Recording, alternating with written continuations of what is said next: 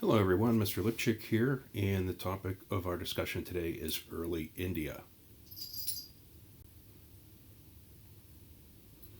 Upon completing this lesson, you will be able to explain the importance of physical geography to the development of Indian civilizations,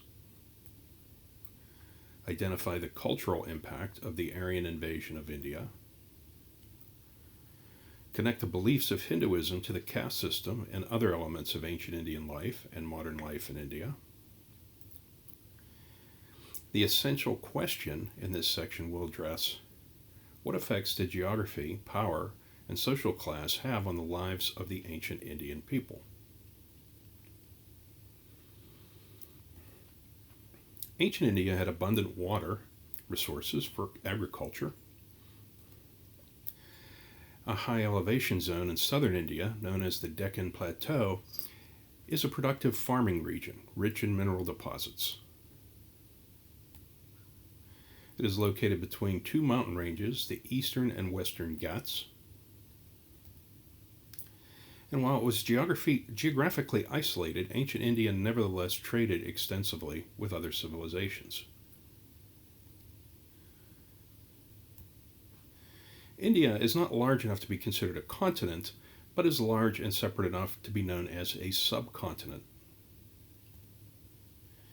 It includes the modern-day countries of India, Pakistan, Afghanistan, Bangladesh, Bhutan, Maldives, Nepal, and Sri Lanka. It is located in South Asia and was home to many ancient civilizations. To the north, it is bordered by mountain ranges. To the south, it is bordered by the Indian Ocean. The mountains bordering northeastern India are known as the Himalayas. They include Mount Everest, the highest mountain on Earth. On its northwest border are the mountains of the Hindu Kush. Southern India is bordered by the Arabian Sea and the Bay of Bengal in the Indian Ocean. India's geographic barriers protected it from invaders in ancient times.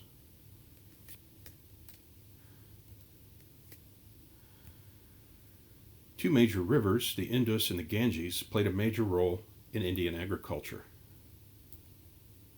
The Indus River begins in the Himalayas and carries snowmelt as it descends.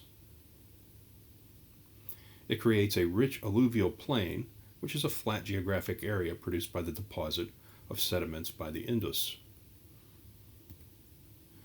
This plain is located in present-day Pakistan and empties into the Arabian Sea. The Ganges River also begins in the Himalayas. It is fed by rainfall and snowmelt from the mountains. It winds through modern-day northern India and is over 1,500 miles long. It empties into the Bay of Bengal. It too creates an alluvial plain, productive for farming in the valleys of northern India. The major rivers of India create abundant land suitable for agriculture. However, they also occasionally flooded. These floods could be disastrous and destroy crops. The seasonal weather of the Indian subcontinent dictated planting and harvest times for those people not living near the river systems. In the summer, abundant rain falls as part of the monsoon season, and farmers planted during this time and harvested at the start of the cooler, drier winter. The Vedic period. Regardless of India's many natural barriers, other civilizations did enter the subcontinent. People from Central Asia, West Asia, Europe, and Africa are believed to have settled there. India's rulers have changed hands many times throughout its history. In 1500 BCE, a nomadic people known as the Aryans settled in the Indian subcontinent. Their cultural contributions initiated a period known as the Vedic period, from 1500 BCE to 500 BCE, which would make major contributions to Indian civilization and culture. The Aryans were an Indo-European people.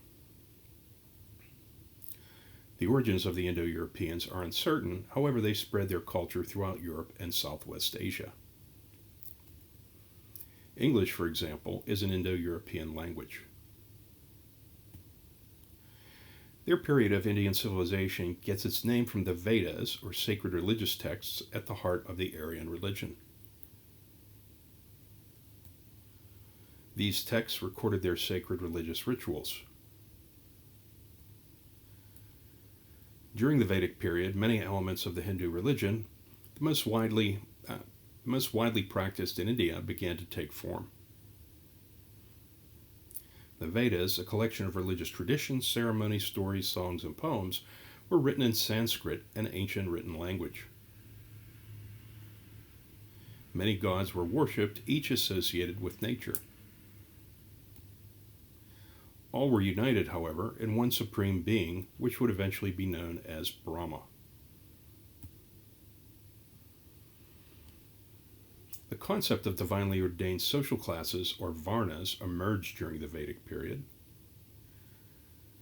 At the highest level were the Brahmins, who were the teachers and priests. Next were the Kshitras, or the warrior or ruling class.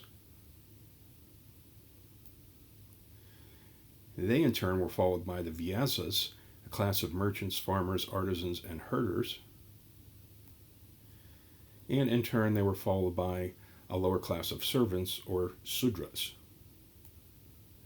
This concept predates the caste system, which would emerge later. The caste system. Prior to 500 BCE, the caste system was not especially rigid. Between 500 BCE and 500 CE, however, the idea of being a member of the caste you were born into for life emerged. Castes have a very strict social order in which you could not marry outside of your caste. Castes were based on what a family did as an occupation. A group formed that was outside of the caste system known as Dalits, or untouchables. These people performed unclean work and could not mingle with any of the other classes. The caste system became most rigid under the British colonial rule. Each of the major castes can be broken down into thousands of subcastes. Brahmins were the most revered castes in the system, and Indian rulers and the Kshitra class relied on them for advice and counsel. Upon colonizing India, Great Britain carefully studied the caste system and relied on the Brahmins to help them govern the country. The British strictly observed the caste system, however, and urbanization put pressure on India for the system to change. So the caste system, as the country modernized, began to create unrest. Following the establishment of Indian independence, the caste system was made illegal in 1949. Laws were practiced to protect lower castes from discrimination.